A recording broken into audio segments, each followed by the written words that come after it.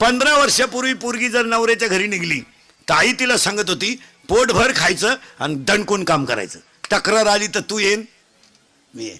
आता ह्याच 5-6 वर्षापासून आई डायरेक्ट सांगती एखादा महिना पाय, सगळ्यांचा अंदाज घेऊन ये, नाही तर पाहुणा इकडे घेऊन ये, खाल्ल्या वावरात कांदे वाट्यानं करीन पण तो शान भरायचं नाही.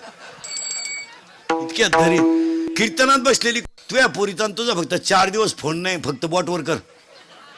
आजचं पाकिट देतो मी तुला, कर बोट. तुला काम नाही का काय दुसरं? तिकडे मर ना, कांद्यात रॉप चिंबट ना, दुसऱ्याची घर का आलं बिगडी ती. उठपळ पुरीला फोन, उठपळ पुरीला. बरं विचारी ती काय जीवली का काय घालून गेलं, बोंबील भाजली खाती. आवळ्याचा बाजार नाही. आजपासून जर महिला मंडळ पुरीच्या घरी डोकं लावलं तो तू का शेवाय लिहून घे, दिवाळी खात नाही तू ले कशाने.